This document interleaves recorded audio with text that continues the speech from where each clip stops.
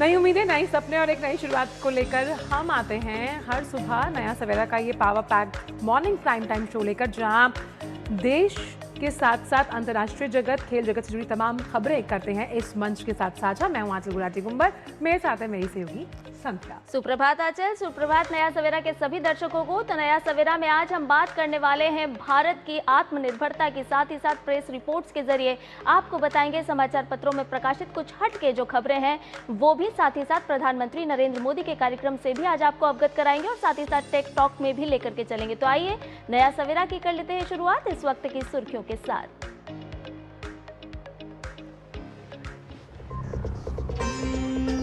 प्रधानमंत्री नरेंद्र मोदी आज बेंगलुरु में द आर्ट ऑफ लिविंग के 45वें स्थापना दिवस समारोह में होंगे शामिल। वहीं तेलंगाना को देंगे कई विकास परियोजनाओं की सौगात।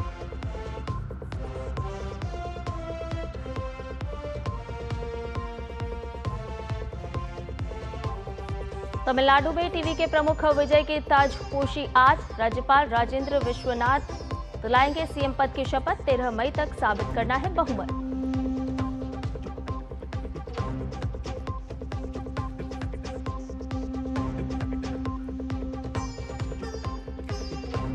उत्तर प्रदेश में योगी मंत्रिमंडल का विस्तारीकरण आज। 6 नए चेहरों को मिल सकती है जगह। क्षेत्रीय जातिगत समीकरण बनाने की होगी कोशिश।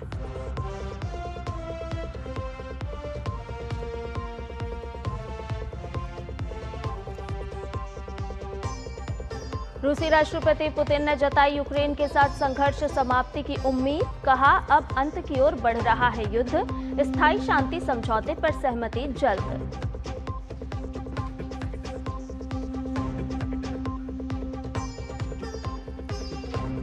और खेल की खबरों में तीरंदाजी विश्व कप के दूसरे चरण में भारतीय महिला रिकर्व टीम की आज फाइनल में चीन से भिड़ंत। वहीं साहिल जाधव ने व्यक्तिगत कंपाउंड में कांस्य पदक जीता।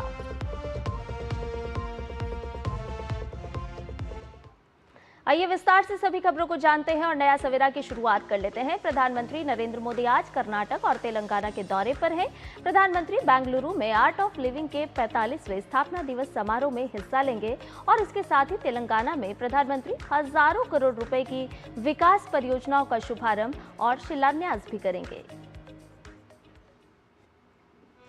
विरासत भी विकास भी के विजन को आगे बढ़ाते हुए प्रधानमंत्री नरेंद्र मोदी दक्षिण भारत का दौरा करेंगे।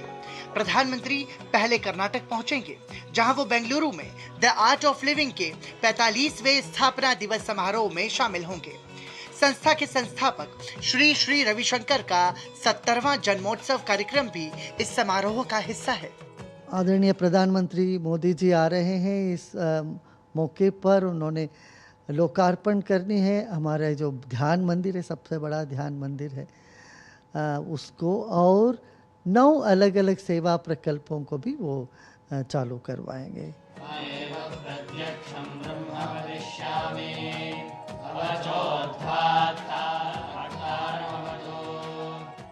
हम बहुत दिन से वैसे प्रधानमंत्री जी से मिलने की आशा रखे हैं, तो हम बहुत उत्सुक हैं उनसे मिलने के लिए। हमारी यही आशा है कि वो हमारी संस्कृति को और बढ़ाएंगे। हम लोग बहुत खुश है कि वो हमारे आश्रम में आ रहे हैं। हमें एक ऊर्जा सी मिलती है उन्हें देखकर, लाइक हमारे लिए वो एक आदर्श है।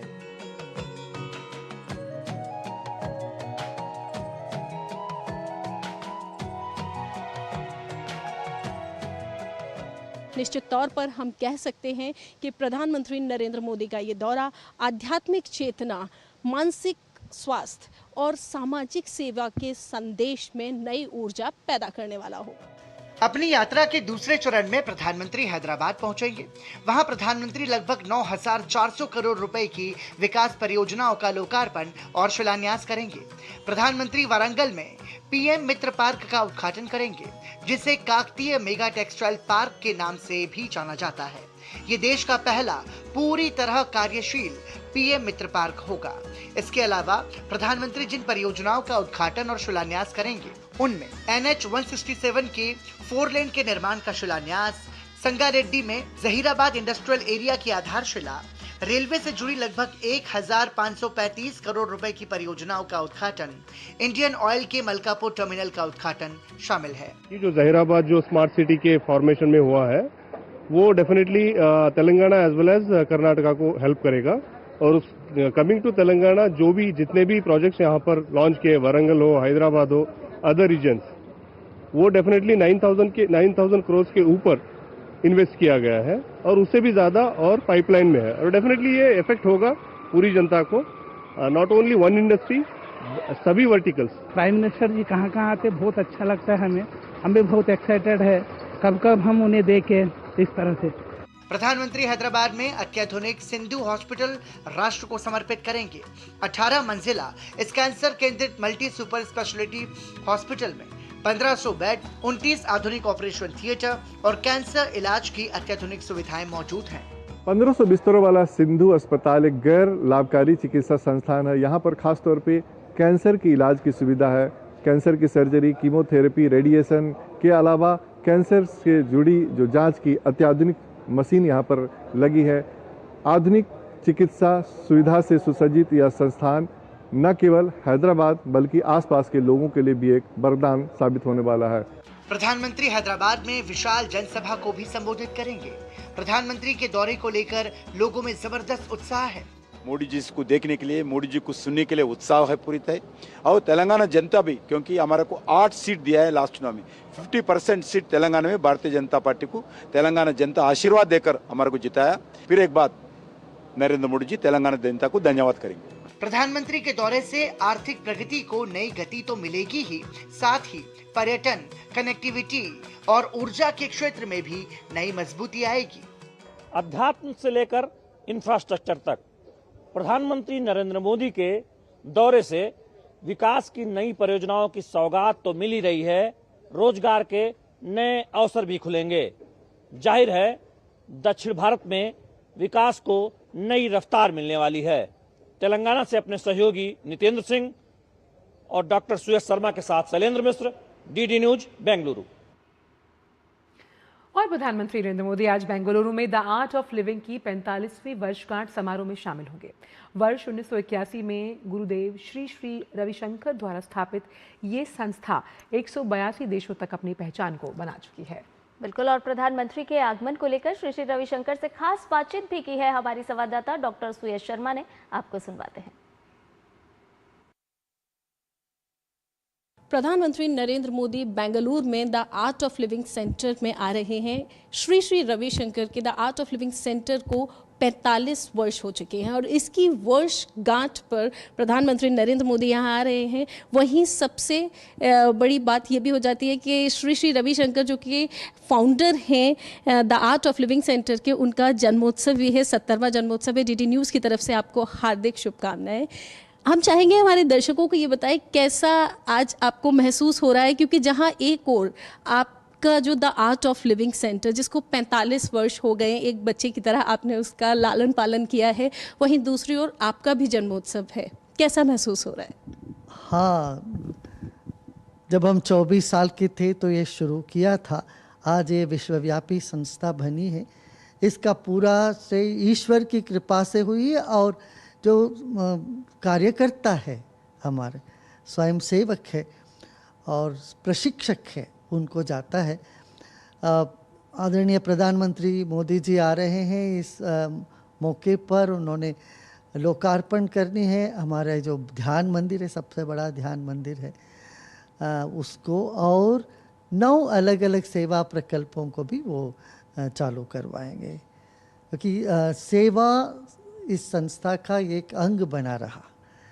शुरू से ही जो है ग्रामीण क्षेत्रों में सेवा में संलग्न रहना, बच्चों की शिक्षा हो या विविध कार्यक्रम हो, वो सब चलता आ रहा है। इनके 25वां जो वर्षगांठ में भी प्रधानमंत्री जी आए थे, फिर 35वां वर्षगांठ दिल्ली में हुआ, तब भी आप आए थे। अभी 45वां में आ रहे हैं। सब में बहुत उत्साह है और महीने भर ये उत्साह से उत्सव कर रहे हैं। हम कहते हैं कि किसी भी बहाना लेके जीवन को उत्सव मनाओ। उत्साह की बात आपने की, हमने देखा यहाँ के वॉलेंटियर्स हों या छात्र हों गुरुकुल के, उनमें बेहद उत्साह है कार्यक्रम को लेके और बेहद तैयारियां भी की गई हैं। जिस तरीके का गुरुदेव माहौल है आज पूरे विश्व में, ऐसे में हम देखते हैं किस तरीके से प्रधानमंत्री नरेंद्र मोदी भारत का नेतृत्व कर रहे हैं। आप क्या कहना चाहेंगे, मेंटल पीस कितना मायने रखता है? हमारे आदरणीय प्रधानमंत्री जी ने जो लाइफ के लिए ये प्रोग्राम शुरू कराया, माने योग को उन्होंने दुनिया के स्तर पर स्वीकृत कराया, ये बहुत बड़ी बात है। अभी तक जो योग गुरु, योगाचार्य, योग प्रेमी योग तो करते आए हैं, जब उसको राजाश्रय मिला वो एकदम दुनिया के पलट पे बहुत बड़ा सा रूप लिया था उसने। ऐसे ही आध्यात्म और नूतन विज्ञान को साथ में लेके चलने का हमारे प्रधानमंत्री जी बहुत बड़े प्रेरणा स्रोत है, मैं समझता हूँ। और उनके द्वारा जो भारत को कहाँ से कहाँ पहुँचाए हैं, ये सच में चौंकाने वाली है, सराहनीय भी है। योजनाओं का आपने जिक्र किया या जो प्रकल्प आप शुरू कर रहे हैं, हम चाहेंगे थोड़ा सा उनके बारे में भी बताएं। जो मंदिर है उसका तो उद्घाटन करेंगे, साथ ही कौन सी वो खास प्रकल्प हैं जिनका अनावरण प्रधानमंत्री करेंगे? एक तो वृक्षारोपण का है और डिजिटल जो एजुकेशन है गाँव में युवाओं के लिए वो है, कौशल शिक्षा की है, और आदिवासी क्षेत्रों में पाठशालाओं का उद्घाटन है। 420 जो सीमावर्ती गांव हैं उस गांव में सेवा का प्रकल्प लिया है। इस तरह से कई, और साथ तो अपना वो टेली मेडिसिन का शुरू कर रहे हैं, तो जिसमें आयुर्वेद और एलोपैथी का दोनों का चलेगा। एलोपैथी के रंग से जांच चलेगी, आयुर्वेद की तरफ से इलाज चलेगा। इस तरह से कई प्रकल्प अपना साथ में लिए हैं। धन्यवाद डीडी न्यूज़ से बात करने के लिए। तो जिस तरीके से श्री रविशंकर गुरुदेव ने बताया कि प्रधानमंत्री नरेंद्र मोदी का आना न सिर्फ मानसिक स्वास्थ्य के लिए बल्कि पूरे विश्व में ये संदेश जाएगा कि आध्यात्म जब आधुनिकता का हाथ थाम कर चलता है तो भारत न सिर्फ भारत में बल्कि पूरे विश्व के पटल पर चमकता हुआ दिखाई देता है। कैमरा पर्सन विकी के साथ मैं डॉक्टर सुयश शर्मा, डीडी न्यूज़, बेंगलोर। और भी ताज़ा अपडेट के साथ हमारे साथ 3 संवाददाता जुड़ गए। बेंगलुरु से शैलेंद्र मिश्र और सुयश शर्मा, साथ ही साथ हैदराबाद से नितेंद्र सिंह। पहले रुक करते डॉक्टर सुयश शर्मा का। सुयश, कहते हैं ना कि जीवन जीना भी एक कला है, और ऐसे में आर्ट ऑफ लिविंग की अगर हम बात करें तो इस संस्था के 45 वर्षों की यात्रा किस तरह से एक बड़ा संदेश आज यहाँ से निकलता हुआ जाएगा, चाहे हम आध्यात्मिकता की बात करें, ध्यान की बात करें या फिर जीवन जीने की कला की? जी संध्या, आपने बिल्कुल सही कहा। चाहे हम आध्यात्मिक की बात कर रहे हैं या जीवन जीने की कला, और जब हम आध्यात्म के साथ जीवन जीने की कला की बात करते हैं तो श्री रविशंकर का the art of living centre ये सबसे पहले ध्यान में आता है। जिस तरीके से विगत पिछले 45 वर्षों से लगातार चाहिए खुद को कैसे काम करना है, इस दौड़ते हुए भागते हुए जिंदगी में, इतने कंपटीशन में अपने मेंटल पीस को कैसे रखना चाहिए, ये हमें ये the art of living centre सिखाता है। देखिए आज का यहाँ का माहौल बेहद अद्भुत है। यहाँ की जो छटा है आप मेरे पीछे देख सकते हैं, लंबी लाइन लगी हुई है, और यहाँ पर जो श्रद्धालु आए हैं, जो वॉलंटियर्स हैं, जो यहाँ के छात्र हैं, उनके अंदर भी एक बेहद उत्साह देखने को मिल रहा है, क्योंकि 2 बातें हो रही है। एक, the art of living centre के जो फाउंडर हैं श्री रविशंकर, उनके भी आज जन्मोत्सव है, तो जो यहाँ पर उनके फॉलोअर्स आए हुए उनसे भी बात करते हैं। और वहीं दूसरी ओर हमारे देश के यशस्वी प्रधानमंत्री भी आज यहाँ आ रहे हैं। कैसा लग रहा है आपको? बहुत बढ़िया, बहुत एक्साइटेड है हम लोग। मोदी जी भी आ रहे हैं और गुरुदेव का 45 इयर्स का भी ये है। कहाँ से आई है आप? हम बेंगलोर में ही रहते हैं। तो आज कैसा उत्साह महसूस कर रहे हैं? आज गुरुदेव का जन्मोत्सव है, साथ ही साथ प्रधानमंत्री नरेंद्र मोदी भी आ रहे हैं। बहुत अच्छा लग रहा है। गुरुदेव का बर्थडे 13 को है और आज 45 मिनट आर्ट ऑफ लिविंग का सेलिब्रेशन है, तो हमको तो बहुत तो ज्ञान ध्यान के समावेशिता की जब हम बात करते हैं डॉक्टर सुयश, और साथ ही साथ बेहद खुश है। बिल्कुल, तो ज्ञान ध्यान की समावेशिता की जब हम बात करते हैं तो आर्ट ऑफ लिविंग एक बहुत ही खूबसूरत, हम कह सकते हैं, जरिया है अपने जीवन को एक अलग ही ढंग से जीने का। हमारे साथ बेंगलुरु से ही शैलेंद्र मिश्र भी जुड़े हुए हैं। शैलेंद्र, प्रधानमंत्री का अगर हम कार्यक्रम की बात करें तो किस तरह से जो वहाँ की जनता है उत्साहित है प्रधानमंत्री के इस दौरे को लेकर?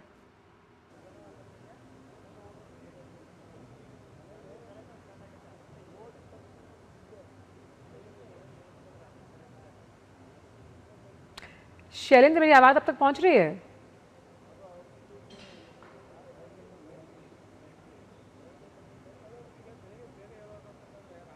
जी बिल्कुल, प्रधानमंत्री नरेंद्र मोदी का दौरा ऐसे समय हो रहा है जब हम देख रहे हैं कि 5 राज्यों के चुनावी नतीजे आए हैं और उसके बाद जो पश्चिम बंगाल में प्रचंड विजय हासिल हुई है।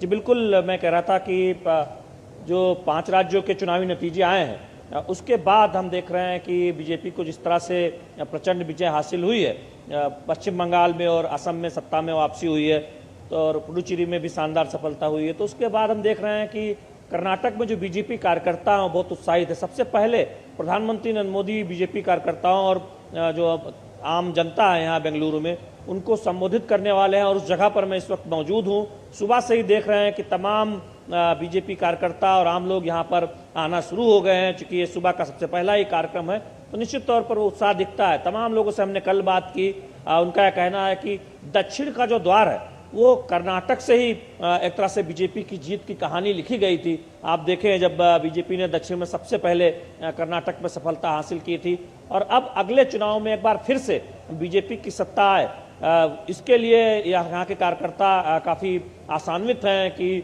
जो मौजूदा सरकार है उसके खिलाफ सिद्धारमैया सरकार और कांग्रेस सरकार के खिलाफ उन्होंने अभियान चला रखा और उत्साह इसलिए बढ़ गया है क्योंकि पश्चिम बंगाल में बीजेपी को जिस तरह से प्रचंड जीत हासिल हुई है और प्रधानमंत्री नरेंद्र मोदी का आज संबोधन होगा तो निश्चित तौर पर कार्यकर्ताओं में उत्साह बढ़ेगा। तो ये एक ऐसा मौका है जब हम देख रहे हैं कि दक्षिण पर जब बहुत फोकस है भारतीय जनता पार्टी का अपने सहयोगियों के साथ ये दौरा कर्नाटक और उसके बाद तेलंगाना प्रधानमंत्री नरेंद्र मोदी जा रहे हैं तो निश्चित तौर पर बीजेपी कार्यकर्ताओं में उत्साह बढ़ाने वाला।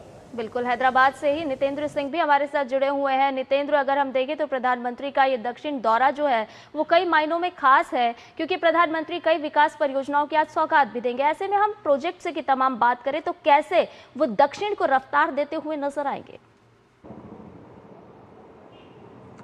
देखिए, विकसित भारत की जो विज़न है उसको लेकर प्रधानमंत्री दक्षिण भारत की यात्रा पर आ रहे हैं और तेलंगाना में जब आएंगे तो 9,500 करोड़ की प्रोजेक्ट है और ये 6 सेक्टर का प्रोजेक्ट है जिसमें सड़क, रेल, इंफ्रास्ट्रक्चर, टेक्सटाइल और ऊर्जा के क्षेत्र में, लॉजिस्टिक के क्षेत्र में ये तमाम प्रोजेक्ट हैं और इससे एक तो कनेक्टिविटी बढ़ेगी, साथ ही साथ उद्योग का विस्तार होगा। जो टेक्सटाइल पार्क है उससे जो टेक्सटाइल इंडस्ट्री है उसको एक बूस्ट मिलेगी, वो एक तरह से गेम चेंजर साबित होगा। और जो 5F है जो सरकार का विजन है फैक्ट्री से लेकर के जो उसको ट्रेड के रूप में फॉरेन तक भेजना है उसको एक गति मिलेगी। साथ ही साथ जब विकसित तेलंगाना होगा तभी विकसित भारत होगा। 2047 का जो लक्ष्य है प्रधानमंत्री का विकसित भारत का उसमें हर राज्य का योगदान होगा और इसीलिए ये जो 9,000 का प्रोजेक्ट है वो काफ़ी अहम रखता है। खासतौर पे इसे ease of travel, ease of living और ईज ऑफ डूइंग बिजनेस की दिशा में बहुत ज़्यादा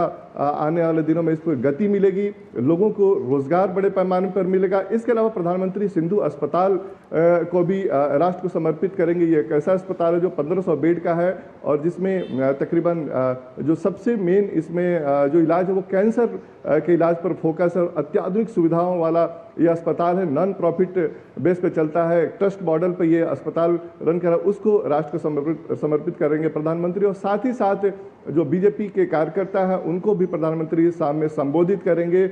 और कल के पोस्ट में जो एक्स पर पोस्ट प्राइम मिनिस्टर ने किया है उसमें उन्होंने बहुत साफ संदेश दिया है कि पिछली जो BRS की सरकार थी, मौजूदा कांग्रेस की सरकार की जो भ्रष्टाचार या फिर कुशासन से जनता यहाँ से मुक्ति चाहती है और यही वजह है कि बहुत ज़्यादा जो यहाँ की जनता है वो बीजेपी की सरकार के लिए आतुर है। तो ये जो एक तरह से प्रधानमंत्री ने राजनीतिक मैसेज भी देने की कोशिश की तो निश्चित तौर पे आज तेलंगाना की धरती से 3 हम कह सकते हैं 3 सेक्टर में काफ़ी ज़्यादा फोकस रहेगा। एक हेल्थ सेक्टर हुआ और जो डेवलपमेंट के जो बात हुई और साथ ही साथ अपने जो कार्यकर्ता उनको भी एक संदेश देंगे। बिल्कुल। और अब सीधे रुख करते हैं, हमारे साथ सुवेश भी जुड़ी हुई हैं। तो सुवेश, जब हम बात करते हैं मेंटल पीस की, उस मेंटल पीस के लिए आर्ट ऑफ लिविंग जाना जाता है, और आज की आपाधापी वाली ज़िंदगी में किस तरह से अगर आपका मन शांत है तो आप बहुत सारे कामों को आसानी से कर सकते हैं। इस भाव के साथ आर्ट ऑफ लिविंग ने कई लोगों के जीवन में बदलाव लेकर आया है। जी बिल्कुल आंचल, आपने सही कहा। इसी भाव को लेकर आज यहाँ पर जो नवनिर्मित ध्यान मंदिर जो बना हुआ है, उसका आज लोकार्पण करेंगे प्रधानमंत्री नरेंद्र मोदी के। साथ ही साथ मैं आपको बता दूं कि जब आज यहाँ आएंगे तो सिर्फ ध्यान मंदिर का ही उद्घाटन नहीं करेंगे, उसके साथ साथ करोड़ों रुपए की परिकल्पनाएं, चाहे वो जल संरक्षण को लेकर हो या यहाँ पर जो आदिवासी क्षेत्र में जाने की अगर बात करें, आदिवासी क्षेत्र के जो महिलाएं हैं उनको लेकर के हो, बच्चों की शिक्षा को लेकर के हो, तो तमाम ऐसी 9 परिकल्पनाएं, खास तौर पर 9 परिकल्पनाएं हैं जो आज यहाँ पर प्रधानमंत्री Narendra Modi art of living centre. बिल्कुल सुरेश, साफ तौर पर ज्ञान ध्यान के लिहाज से आर्ट ऑफ लिविंग अपने आप में लोगों के जीवन को सकारात्मक बदलाव की ओर लेकर जाती है। एक बार फिर से रुक करते हैं शैलेंद्र मिश्र का। शैलेंद्र, मिशन साउथ के लिहाज से प्रधानमंत्री का ये दौरा कितना अहम माना जा रहा है?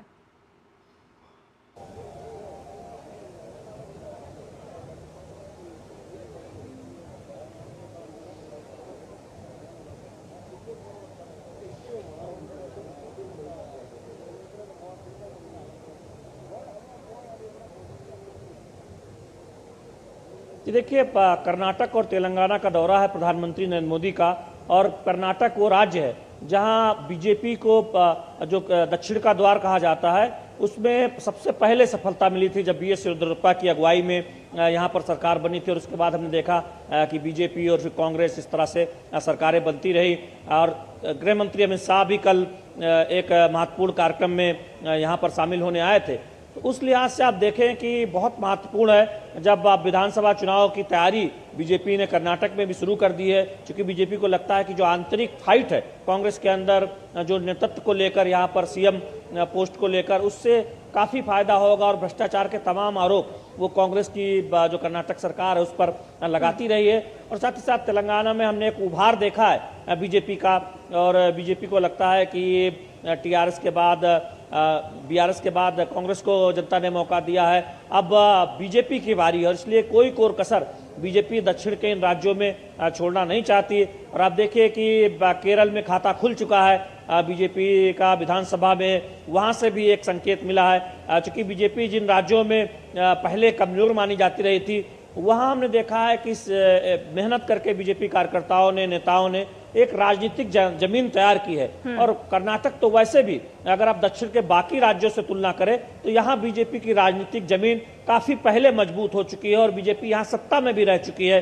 तो ऐसे में बीजेपी का एक मजबूत कॉडर है, बीजेपी के पास यहाँ पर नेताओं की कमी नहीं है, कार्यकर्ताओं की कमी नहीं है, तो कोई कोर कसर बीजेपी यहाँ पर छोड़ने वाली नहीं है। और जहाँ तक तेलंगाना की बात है, हम जानते हैं कि नए युवा नेतृत्व को उभार कर बीजेपी वहां पर अपनी पकड़ को और आगे बढ़ा रही है। तो निश्चित तौर पर वहां एक विकल्प के तौर पर बीजेपी अपने आप को पेश कर रही है। इसलिए दक्षिण भारत के इन राज्यों का दौरा वैसे भी बहुत महत्वपूर्ण माना जाता है। और हम जानते हैं कि बीजेपी का जो फोकस है वो आप देखिए कि उत्तर पूर्व हो, दक्षिण भारत हो, उन पर भी उतना ही रहता है जितना बाकी हिस्सों पर हम देखते हैं। तो निश्चित तौर पर कई बड़ी परियोजनाओं की सौगात भी एक तरह से इस दौरे से मिलने वाली है।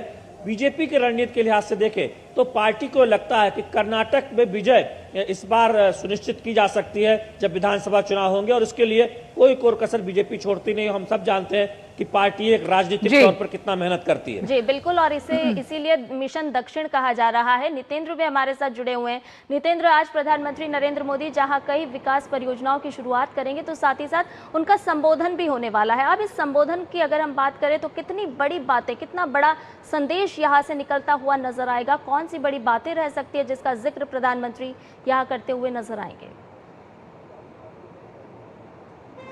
देखिए, जैसा शैलेंद्र बता रहे थे, मैं उन्हीं की बात को आगे बढ़ा रहा हूं। कल बंगाल में प्रधानमंत्री थे और उसके बाद सीधे दक्षिण का रुख कर रहे हैं, और दक्षिण में तेलंगाना में 9,500 करोड़ की जो परियोजनाएं हैं उनकी सौगात दे रहे हैं। तो जो विकास का मॉडल है बीजेपी का, प्रधानमंत्री का विजन है कि सबका साथ सबका विकास, राज्यों को विकसित होना है, तभी देश विकसित होगा। तो विकास का जो मॉडल है, सुशासन का जो मॉडल है, उसको यहाँ पर रखेंगे जनता के सामने। इसीलिए पहला जो कार्यक्रम है उसमें जो इतने सारे 6 प्रोजेक्ट हैं उसका शिलान्यास, आधारशिला और लोकार्पण होगा। साथ ही साथ एक हॉस्पिटल का, हेल्थ सेक्टर का है, उसका उद्घाटन करेंगे। उसके बाद वो अपने जो कार्यकर्ता है उसको संबोधित करेंगे। और उसमें भी उन्होंने साफ कहा कि जो पिछली सरकार थी बीआरएस की और इस वक्त मौजूदा जो कांग्रेस की सरकार है वो भ्रष्टाचार, कुशासन से यहाँ की जनता तरस है और एक संभावना के रूप में बीजेपी को देखती है। तो उसी को वो एड्रेस करेंगे, अपने जो कार्यकर्ता हैं उसके मनोबल को आगे बढ़ाएंगे और कैसे तेलंगाना में बीजेपी की सरकार आए इसको लेकर के ज़मीन पर मेहनत करनी होगी। क्योंकि हमने देखा कि बंगाल में बड़ी मेहनत के बाद वहाँ पे बीजेपी की सरकार बनी, तो उसके बाद पूरा का पूरा फोकस बीजेपी का और प्रधानमंत्री का है कि कम से कम तेलंगाना में उनको लगता है कि आने वाली सरकार जो बीजेपी की बनेगी। इसलिए विकास के मॉडल को आगे बढ़ाएंगे, साथ ही राजनीतिक संदेश भी प्रधानमंत्री अपने जो कार्यकर्ता है उसको देंगे। बिल्कुल। और एक बात जो हम साफ समझ पा रहे हैं कि किस तरह से जो कार्यकर्ता होता है किसी भी पार्टी का, वो नेता को विजेता बनाने के लिए उसकी अहम भूमिका, और जिसे बीजेपी बहुत भली भांति समझती है। बहुत बहुत शुक्रिया आप तीनों का इन तमाम जानकारियों को हमसे साझा करने के लिए। और नया सवेरा में फिलहाल रुकने एक छोटे से ब्रेक के लिए जल्द हाजिर होंगे। आप बने रहिए डीडी न्यूज के साथ।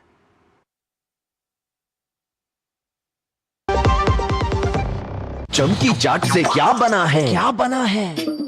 आलू चाट या फ्रूट चाट, स्वाद बनाए चमकी चाट। स्वादिष्ट पकोड़े और बरसान, हर चमकी चाट है इसकी जान। चमकी चाट है इसकी जान, हर जुबान पे ये छाया। अब बताओ स्वाद आया? असली स्वाद सिर्फ चमकी चाट। अगर आप नहीं रहे तो ना ये सैलरी रहेगी और ना ही आपके फैमिली का भविष्य। इसलिए आज ही पॉलिसी बाजार ऐप से लीजिए 1 करोड़ का टर्म इंश्योरेंस, सिर्फ 410 रुपए महीने से शुरू। मेरी पसंद, मेरी पसंद, मेरी पसंद, मेरी पसंद, हमारी पसंद, हम सबकी पसंद। मजबूत देश का मजबूत सरिया हो गया स्टील। मास्टर जी नमस्ते, 2 ड्रेसेस बनानी है, ठीक है? ऐसा कुछ, एक में पॉप स्लीव्स रखना है डोरी के साथ और दूसरी में ना सलवार पे मस्त साइड प्लीट्स कर देना। शर्ट को एकदम शॉर्ट लेंथ रखना क्रॉस प्रिंटेक्स के साथ और दुपट्टे पे ना स्कैलप्स से मस्त ही फैंसी लेस कर देना। लेकिन मास्टर जी 4 दिन में पार्टी है, बन जाएगी ना पक्का? हो जाएगा। कैसे? Just looking like a wow. Fashion changes हमेशा, उषा हमेशा।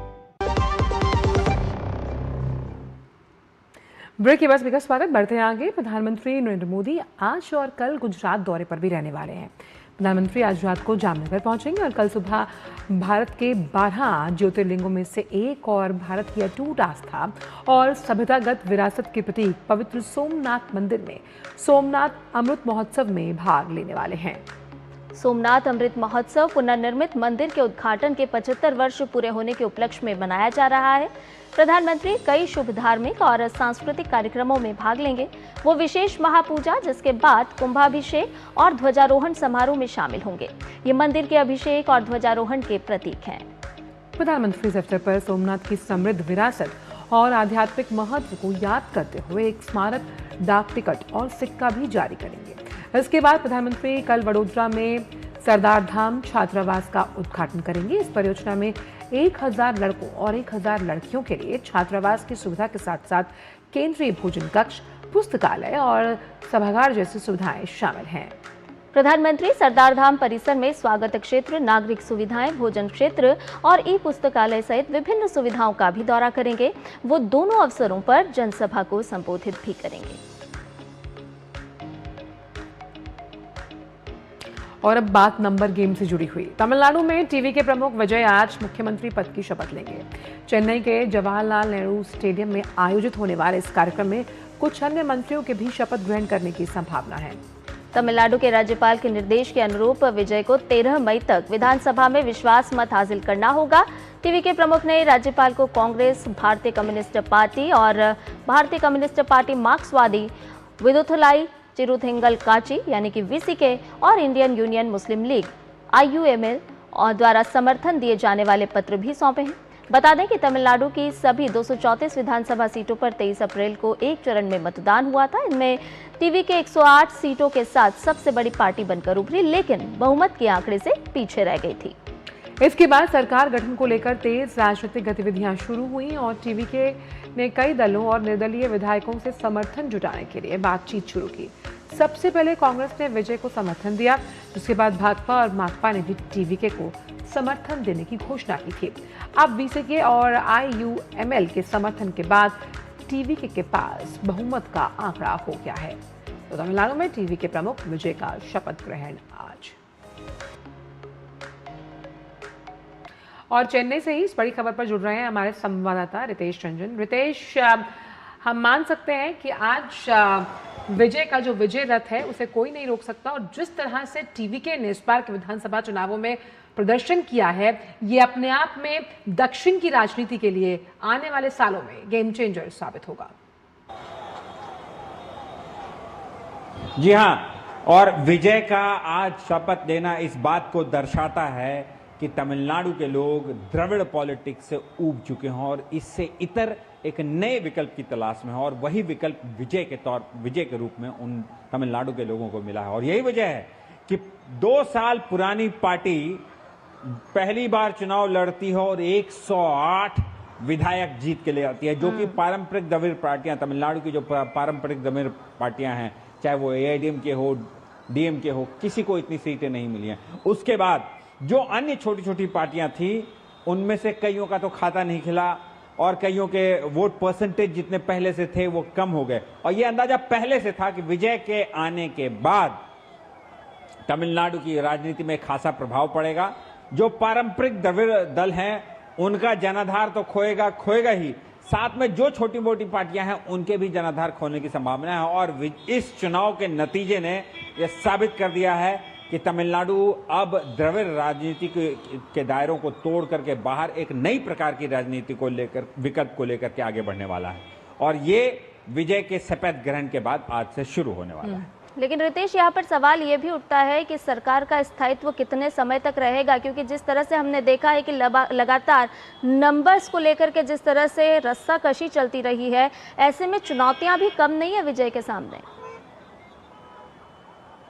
जी हाँ, चुनौतियां कम नहीं है विजय के सामने, और विजय को जो भी समर्थन मिला है फिलहाल, आप चाहे कांग्रेस पार्टी ले लीजिए, आईयूएमएल ले लीजिए, सीपीआई, सीपीएम या वीसीके, ये सारे जो सहयोगी दल जो अभी जो अभी विजय के साथ हैं, वो एक समय में कुछ दिनों पहले तक डीएमके की सहयोगी पार्टियां हुआ करती थी। तो ऐसे में संभावना बनती है कि आगे आने वाले दिनों में क्या इन राजनीतिक दलों का क्या प्रतिक्रिया रहेगी, और आगे आने वाले दिनों में कैसे ये विजय की पार्टी के लिए चुनौतियां खड़ा करते हैं या फिर इनको सहयोग करते हैं। और एक चीज मैं यहां स्पष्ट करना चाहूंगा कि चुनौतियां खड़े करने से विजय का लाभ होना है, और यदि बीच में इन गठबंधन में अगर कुछ असंतोष आता है, गठबंधन टूटता है, विजय के पास जो मैजिक नंबर है वो नहीं रहता है, तो ऐसे में अगर मध्यावधि चुनाव होते हैं तो इस बात से कहीं इनकार नहीं किया जा सकता है कि अभी जो 101 सीटें विजय को मिली हैं, अगर मध्यावधि चुनाव होते हैं या किसी कारण से विजय की सरकार गिरती है, दोबारा चुनाव होते हैं, तो अगली बार जनता 218 तक दे सकती है। इस बात से कहीं इनकार नहीं किया जा सकता। रितेश, तो साफ तौर पर जो तमाम चुनौतियां हैं जिनका जिक्र हमने अभी किया, उनसे पार पाने के लिए जो विजय की मंत्री परिषद होगी, उसमें कौन से वो चेहरे होंगे जो उनका साथ निभाते हुए नजर आएंगे, और खास तौर पर अगर एआईडीएमके की बात की जाए, डीएमके की बात की जाए, तो किस लिहाज से वो एक मजबूत विपक्ष का उदाहरण पेश करेंगे दक्षिण की जनता के लिए? देखिए, सबसे बड़ी बात है कि विजय के शपथ ग्रहण समारोह में कौन कौन से लोग होंगे, ये स्पष्ट जानकारी भी नहीं मिली है, ऑफिशियल जो जानकारी होती है। वैसे जो हम सूत्रों से जानकारी मिल रही है, 9 मंत्री हैं जो शपथ लेंगे। और सबसे बड़ी बात और सबसे अनोखी बात मैं बता दूं कि विजय की पार्टी में कुछ ऐसे लोग हैं जो कि विजय की पार्टी में कुछ मतलब हर तबके से लोग हैं, चाहे वो ब्राह्मण हो, SC ST हो, दलित हो, हर समाज से लोग हैं, हर वर्ग से लोग हैं, चाहे वो ऑटो ड्राइवर हो, विजय के कार का ड्राइवर का बेटा हो, ब्राह्मण जाति हो, हर जाति वर्ग से लोग जो हैं विजय के साथ जुड़े हुए हैं। ये विजय की खासियत है। तो विजय और जो सुनने में जानकारी आ रही है, विजय हर वर्ग से लोगों को मौका देने वाले हैं। रही बात जहां पारंपरिक द्रविड़ पार्टियों की बात करी थी, एआईडीएमके और डीएमके की, एक चीज मैं बता दूं कि जब से ये चुनाव के नतीजे आते हैं तब से बड़ी ही सिनेमाई अंदाज में तमिलनाडु की राजनीति में हर पल कुछ न कुछ नया होता आ रहा है। जी। सबसे पहले विजय को 108 सीटें मिली, जो कि अप्रत्याशित थी। लोगों को ये संभावना नहीं थी, लोगों को ये था नहीं कि इतनी सीटें विजय ले पाएंगे, क्योंकि यहाँ काफी दशकों से डीएमके और एआईडीएमके का प्रभाव रहा है। और ऐसे में 2 साल पहले पुरानी पार्टी जो आई है उसे इतनी सीटें मिल जाएंगी, ये आश्चर्य की बात है। लेकिन हाँ, इसमें विजय का मनोबल दिखता है कि विजय ने अंदाजा इतने अच्छे नंबर्स टीवी के लेकर आ पाएगा, इसका अंदाजा तो शायद एआईडीएमके और डीएमके को भी नहीं था, और ना ही जो चुनावी पंडित हैं वो इसका आकलन लगा पाए। और इसीलिए कहते हैं कि राजनीति में पल पल कुछ भी हो सकता है। बहुत बहुत शुक्रिया रितेश आपका। आपसे आगे भी इस पूरे मुद्दे पर लगातार हम चर्चा करते रहेंगे। तो देखा जाए तो किस तरह से जब हम सिनेमाई अंदाज की बात करते हैं, तो जब जितनी भी रैलियां हो रही थी तमिलनाडु में संध्या, तब भी ये कहा जा रहा था कि क्या विजय की तुलना एमजीआर से की जा सकती है।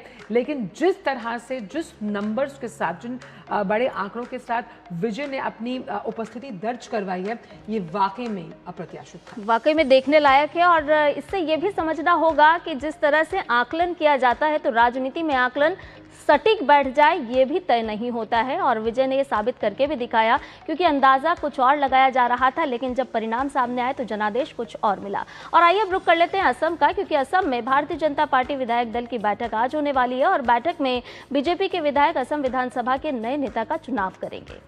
अब नए नेता का चुनाव पार्टी के केंद्रीय पर्यवेक्षक और केंद्रीय मंत्री जेपी नड्डा और सह पर्यवेक्षक और हरियाणा के सीएम नायब सिंह सैनी की उपस्थिति में होना है। दोनों पर्यवेक्षक कल शाम को असम की राजधानी गुवाहाटी पहुंच चुके हैं।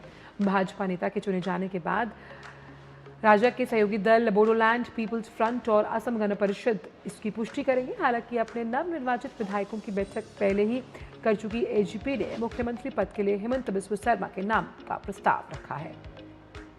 निर्वाचित भाजपा नेता राज्यपाल लक्ष्मण प्रसाद आचार्य के समक्ष सरकार बनाने का दावा पेश करेंगे। निवर्तमान मुख्यमंत्री शर्मा ने बताया है कि नई सरकार का शपथ ग्रहण 12 मई को सुबह 11 बजे होगा और शपथ ग्रहण समारोह में प्रधानमंत्री नरेंद्र मोदी उपस्थित रहेंगे। इसके साथ ही शपथ ग्रहण समारोह में कई राज्यों के मुख्यमंत्रियों, केंद्रीय मंत्रियों और उद्योग जगत की हस्तियों के शामिल होने की संभावना है। सत्ताधारी एनडीए लगातार तीसरी बार सत्ता में लौटी है। उसने राज्य की 126 विधानसभा सीटों में से 102 सीटें जीती, जिनमें भाजपा ने 82 सीटें और उसके सहयोगी दलों बोडोलैंड पीपल्स फ्रंट और असम गण परिषद ने 10-10 सीटें हासिल की। बात उत्तर प्रदेश की, जहां की योगी आदित्यनाथ सरकार के कैबिनेट के विस्तारीकरण को लेकर लंबे समय से चल रही अटकलों पर अब विराम लग गया। लखनऊ में आज शाम करीब 3:30 बजे योगी की कैबिनेट का विस्तार होगा। बताया जा रहा है कि कैबिनेट विस्तारीकरण में जो खाली पद हैं उस पर ही नए मंत्रियों को शपथ दिलाई जाएगी। हालांकि सरकार और संगठन की ओर से अभी किसी के नाम की कोई अधिकृत तौर पर जानकारी नहीं दी गई है। और इसी बीच मुख्यमंत्री योगी आदित्यनाथ ने कल प्रदेश की राज्यपाल आनंदीबेन पटेल से जन भवन में शिष्टाचार मुलाकात की थी। साथ ही उन्होंने राज्यपाल को श्री लालचंद राम द्वारा लिखित पुस्तक भारतीय ज्ञान परंपरा अवधारणा भी भेंट की।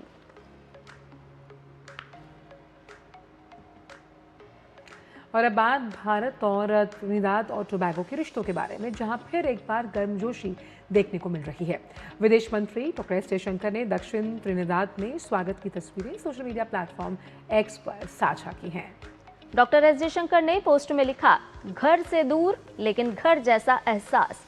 दक्षिण त्रिनिदाद में इंडो ट्रिनबागोनियन समुदाय के बीच पहुंचकर बेहद खुशी हुई।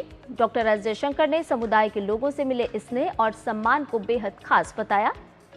साथ ही त्रिनिदाद और टोबैगो की प्रधानमंत्री कमला प्रसाद बिसेसर को इस अनुभव के लिए धन्यवाद भी दिया।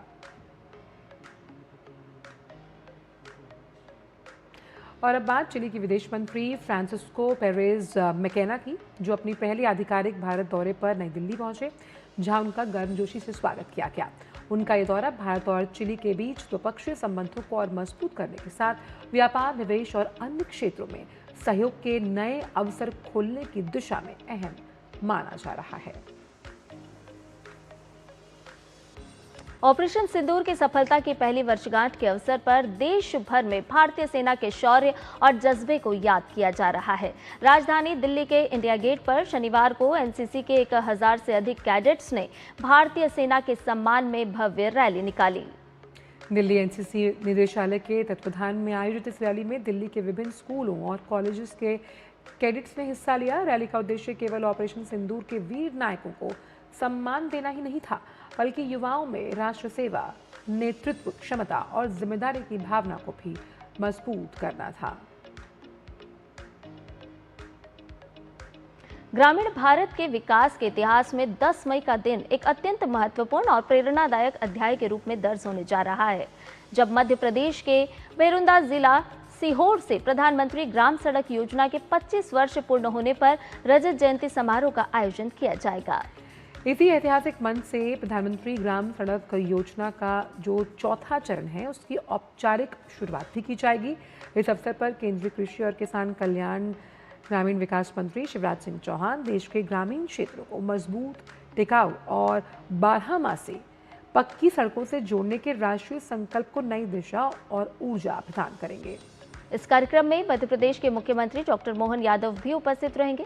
कार्यक्रम के दौरान केंद्रीय मंत्री शिवराज सिंह चौहान द्वारा पीएमजीएसवाई 4 के अंतर्गत मध्य प्रदेश के लिए 2117 किलोमीटर लंबाई की 973 सड़कों और साथ ही साथ 987 बसावटों को लाभान्वित करने के लिए स्वीकृति पत्र और वित्तीय आवंटन मुख्यमंत्री डॉक्टर मोहन यादव को सौंपे जाएंगे। इसके साथ ही प्रधानमंत्री जनमन योजना के तहत 384 किलोमीटर से अधिक सड़क परियोजनाओं का भी आवंटन किया जाएगा, जिससे 168 पिछड़ी बसावटों को सीधा लाभ होगा। इस अवसर पर वर्ष 2026-27 के लिए प्रधानमंत्री ग्राम सड़क योजना हेतु कुल 18,907 करोड़ रुपए की सांकेतिक आवंटन की घोषणा की जाएगी, जिसमें से 830 करोड़ रुपए मध्य प्रदेश के ग्रामीण विकास के लिए निर्धारित किए गए। ये निवेश ग्रामीण संपर्क, कृषि विपणन, शिक्षा, स्वास्थ्य सेवाओं और आर्थिक गतिविधियों को सशक्त बनाने की दिशा में एक महत्वपूर्ण कदम माना जा रहा है। और नया सवेरा में आगे बढ़ने से पहले एक छोटा सा ब्रेक। सिप सिप जीरा सिप जीरा सिप एमडीएस का जलजीरा जीरा सिप जीरा सिप जीरा सिप प्यास बुझाए ठंडक लाए सबको भाई जीरा सिप एमडीएस का जलजीरा जीरा सिप जीरा सिप असली रिफ्रेशिंग, असली स्वाद, असली मजा। मास्टर जी नमस्ते, 2 ड्रेसेस बनानी है, ठीक है? ऐसा कुछ, एक में पॉप्सी रखना डोरी के साथ और दूसरी में ना सलवार पे मस्त साइड प्लीट्स कर देना। शर्ट को एकदम शॉर्ट लेंथ रखना क्रॉस प्रिंटेक्स के साथ और दुपट्टे पे ना स्कैलप्स से मस्त सी फैंसी लेस कर देना। लेकिन मास्टर जी 4 दिन में पार्टी है, बन जाएगी ना पक्का? हो जाएगा। कैसे? Just looking like a wow. Fashion changes हमेशा, उषा हमेशा। जब धरती चीर कर निकलता है लोहे का पत्थर और मिलता है मोंगिया के जोश से, फिर तपता है, पिघलता है और बनता है फौलाद। अब होता है सरिया सारी खूबियों के साथ। मोंगिया स्टील, मजबूत देश का मजबूत सरिया। ब्रेक के बाद भी का स्वागत और आइए आप रुख करते हैं समाचार पत्रों में छपी प्रमुख और दिलचस्प खबरों का हमारे खास सेगमेंट प्रेस रिपोर्ट में। और पहली खबर हम यहाँ पर ले रहे हैं कि किस तरह से जो ओवर टाइम के नियम हैं उसमें बदलाव किया गया है। तो 5 साल का इंतजार हुआ, जहाँ पर अब केंद्र सरकार ने 4 जो श्रम संहिताएं हैं उनको लागू किया है, यानी कि सभी श्रमिकों के लिए जो न्यूनतम मजदूरी और सामाजिक सुरक्षा से जुड़े सुनिश्चित करने वाले प्रावधान हैं उसमें बदलाव किया गया। इसमें साफ तौर पर यह कहा गया कि 48 घंटे की समय सीमा साप्ताहिक कार्य की तय की गई है। जब हम बात करते हैं यहाँ पर श्रमिकों के लिहाज से, और 5 साल के इंतजार के बाद केंद्र सरकार ने इसे लागू किया है। अब इस लिहाज से ये अहम इसलिए है कि जो तमाम श्रमिक हैं उनका अधिकार उनको सामान्य रूप से दिया जाए और ओवर टाइम की ये साप्ताहिक जो समय की निर्धारित सीमा की गई है, इस लिहाज से कोई भी फायदा ना उठा पाए जो श्रमिक हैं और उनका शोषण यहाँ ना हो पाए। तो ये थी पहली खबर जो हमने ली थी। सप्ताह में 48 घंटे काम, ओवर टाइम के नियमों में किया गया है बदलाव। और रुक करते अगली खबर का, जो कि है भविष्य के भारत से जुड़ी हुई। जी हां, आपको बताएं कि किस तरह से देश के विज्ञानी भविष्य का भारत गढ़ रहे हैं। और अगली खबर जो है यह है, कूड़े से बनेगी बिजली, धुएं से पोषित होंगे पौधे। कैसे होंगे? लखनऊ के बख्शी का तालाब इंटर कॉलेज में 10वीं कक्षा के छात्र अभय सिंह ने विज्ञान के सिद्धांतों के साथ एक ऐसा मॉडल तैयार किया है जिससे जलते हुए कूड़े से न केवल बिजली बनेगी बल्कि उससे निकलने वाला कार्बन का प्रयोग जैविक खाद के रूप में होगा। और इतना ही नहीं, निकलने वाले धुएं को पानी के माध्यम से कार्बन मोनोऑक्साइड में बदल दिया जाएगा और उसका प्रयोग पौधों की बढ़ोतरी के लिए किया जाएगा। तो देख रहे हैं हम लगातार कि किस तरह से नवाचार की तरफ आगे बढ़ रहे हैं देश के युवा, और कहीं ना कहीं वो हमारी प्रकृति और पर्यावरण को सहेजने में भी अपनी अहम भूमिका निभा रहे हैं। और एक जो खबर जो हम ले रहे हैं वो जुड़ी हुई है कि अगर आर्टिफिशियल इंटेलिजेंस के ज़रिए या फिर उसका गलत इस्तेमाल किया जाता है और अगर आपकी जो प्राइवेट फ़ोटोज़ हैं अगर वो लीक हो जाएं तो आप क्या करें। तो ऐसे में घबराने की ज़रूरत नहीं है। हम कुछ तरीके आपको बता रहे हैं कि किस तरह से अगर आपके फ़ोटो लीक हो जाते हैं तो आप क्या तरीकों को अपनाकर जो है उससे बच सकते हैं। पहली बात तो है कि जब आप अपने फ़ोन का इस्तेमाल करते हैं, उसमें गैलरी, आजकल सबके पास स्मार्टफोन है, तो आप गैलरी को एक हिडन वॉलेट में रखें ताकि उसका गलत इस्तेमाल ना हो। अब by chance social media platforms के ज़रिए अगर आपकी पर्सनल फ़ोटोज़ को कोई मॉर्फ कर रहा है, यानी कि उसका गलत इस्तेमाल कर रहा है, तो अगर आप जो उसका मेटा डेटा है पहले से रिमूव रखेंगे तो अगर वो आर्टिफिशियल इंटेलिजेंस का इस्तेमाल करेगा भी तो वो बहुत ही ब्लर फॉर्म में सामने आएगी और साफ पता लगेगा कि ये कहीं ना कहीं अगर देखा जाए तो इसकी क्वालिटी ख़राब है और ये फेक है। अब जो अन्य तरीके हैं, सबसे पहले तो अगर आपकी फ़ोटो लीक होती है तो आप इसे साइबर सेल में रिपोर्ट कर सकते हैं। साथ ही साथ इसका तरीका है cybercrime.gov.in पर आप जा सकते हैं। साथ ही साथ stopncii.org पर आप जाकर यहाँ पर चुपचाप शिकायत कर सकते हैं। यहाँ पर आपकी पहचान को भी गोपनीय रखा जाता है इस तरह के, और साथ ही सहयोग पोर्टल के जरिए भी आप अपनी शिकायत को दर्ज कर सकते हैं। तो ऐसे में अगर कोई आपको ब्लैकमेल कर रहा है या इस तरह की कोई घटना आपके साथ घटित हुई है तो आप इन तरीकों का इस्तेमाल कर सकते हैं। और क्योंकि हम यहाँ पर अलग अलग तरीकों की बात कर रहे हैं तो पर्सनल फाइनेंस से जुड़े हमारे खास सेगमेंट आइए मनी मंत्र की तरफ आपको लिए चलते हैं, जहाँ पर हम आपको बताएंगे कि SIP और जो फिक्स डिपॉजिट है उसमें आखिरकार किस तरह से आप निवेश की रणनीति को बना सकते हैं। तो SIP की अगर बात की जाए तो हर महीने आप यहाँ पर एक तय रकम को, और सबसे अच्छी बात SIP की ये है कि बहुत कम रकम के साथ आप सिस्टमैटिक इन्वेस्टमेंट प्लानिंग कर सकते हैं। म्यूचुअल फंड से यहाँ पर शेयर बाजार में निवेश किया जाता है। अगर आप लंबी अवधि के लिए यहाँ पर करें तो ज़्यादा रिटर्न आपको मिलता है और आप एक मुश्त रकम नहीं बल्कि हर महीने थोड़ी थोड़ी रकम यहाँ पर सेव कर सकते हैं। अब SIP के जरिए जो रिटर्न आता है जिसके लिए सभी लोग निवेश करते हैं वो बाजार पर निर्भर करता है। ये तो बात हुई SIP की। FD बहुत ही कन्वेंशनल ट्रेडिशनल तरीका है, यानी कि फिक्स डिपॉजिट हम पुराने तरीके की अगर हम बात की जाए तो बैंकों में तय समय सीमा के लिए पैसे को आप जमा करते हैं। एक मुश्त अमाउंट जमा किया जाता है और इस एक मुश्त अमाउंट जमा करने के लिए आपके पास एक बड़ा कॉर्पस होता है और अगर आप इसको लंबे समय के लिए करते हैं तो अच्छा कंपाउंडिंग इंटरेस्ट आपको मिलता है। अब क्योंकि ये बाजार पर निर्भर नहीं है इसलिए इसका रिटर्न फिक्स और सुरक्षित है। तो भरोसेमंद विकल्प जल्द ही ज़रूरत के लिए सही होते हैं और इसके लिए आप अपने निवेश के लिए आपके पास कितना रुपया उसके आधार पर तय कर सकते हैं कि आपको SIP की ओर रुख करना है या फिर FD की ओर। पर ये बात तय है कि अगर आप SIP करना चाहते हैं, FD के लिए आपके पास पैसे होने ज़रूरी है, तो पैसों को बचाने के तरीकों के लिहाज से ये दोनों ही ऑप्शंस आपके लिए बहुत लाभकारी साबित हो सकते हैं। और आइए आप जानते हैं कि दुनिया भर से कुछ खास खबरें अराउंड द वर्ल्ड में क्या कुछ हो रहा है, देख लेते हैं। विश्व स्वास्थ्य संगठन यानी कि WHO के महानिदेशक टेड्रोस अदनोम गैब्रियस ने शनिवार को स्पष्ट किया कि हंता वायरस कोविड-19 नहीं है। वो स्पेन के ग्रानाडिला डे ओबोना बंदरगाह पर आयोजित एक प्रेस कॉन्फ्रेंस में बोल रहे थे, जहां हंता वायरस से प्रभावित क्रूज शिप रविवार को पहुंचने वाली है। गैब्रियस ने कहा है कि कोविड-19 को लेकर लोगों की चिंता स्वाभाविक है क्योंकि उसकी आघातकारी यादें अभी भी लोगों के मन में ताज़ा हैं। इजराइल के तेल अवीव में शनिवार को सैकड़ों लोगों ने प्रधानमंत्री नेतन्याहू की सरकार के खिलाफ किया प्रदर्शन। प्रदर्शनकारियों ने सरकार की नीतियों और क्षेत्रीय संघर्षों को लेकर जताई नाराजगी। विरोध प्रदर्शन न केवल सरकार की नीतियों के खिलाफ था बल्कि इजराइल की सीमाओं पर जारी संघर्षों को लेकर भी जनता में गहरी नाराजगी। और तलब है कि इजराइल में आगामी आम चुनावों से पहले राजनीतिक और सामाजिक तनाव लगातार बढ़ता हुआ।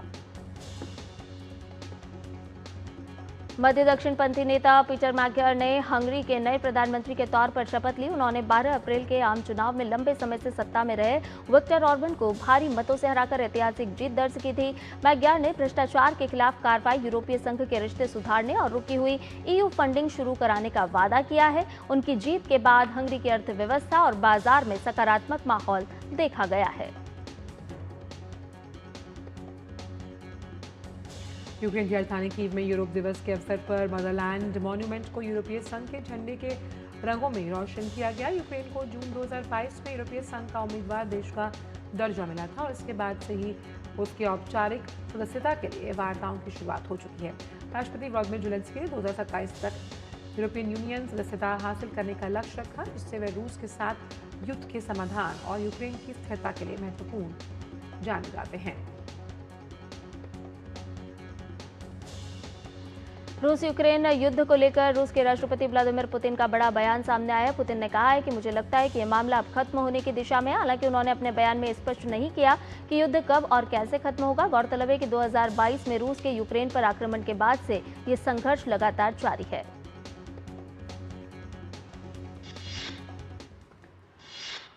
और वक्त चला है हमारे खास सेगमेंट एक दिन एक उत्सव का।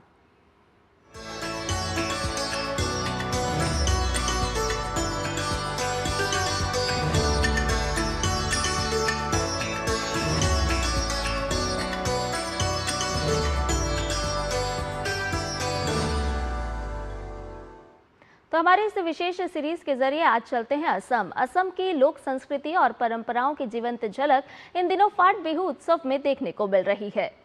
ऊपरी असम के ग्रामीण और नदी तटीय इलाकों में मनाया जाने वाला ये उत्सव रोंगाली बिहू की उमंग को और भी खास बना देता है। ढोल, पेपा और गोगोना के मधुर धुनों पर थिरकते हुए युवक युवतियां जहां लोक संस्कृति को जीवंत रखे हुए हैं, वहीं ये उत्सव सामाजिक एकता और सामुदायिक मेलजोल का भी प्रतीक है। देखिए खास रिपोर्ट के जरिए। असम में रोंगाली बिहू के साथ ही पारंपरिक फाट बिहू की धूम देखने को मिल रही है। खासतौर पर ढकुआ खाना, लखीमपुर और धेमाजी जैसे ऊपरी असम के ग्रामीण इलाकों में मनाया जाने वाला ये उत्सव लोक संस्कृति की जीवंत पहचान बन चुका है। खुले मैदानों और नदी किनारे बसे चपूरियों में बड़ी संख्या में लोग एकत्र होकर इस उत्सव का हिस्सा बनते हैं।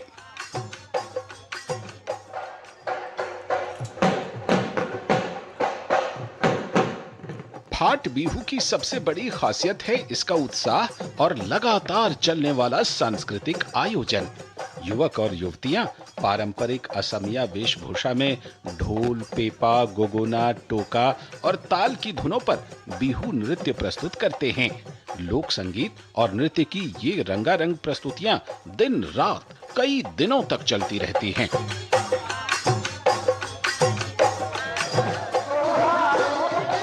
फाट बिहू केवल मनोरंजन का माध्यम नहीं, बल्कि असम की समृद्ध लोक विरासत को सहेजने का एक सशक्त मंच भी है।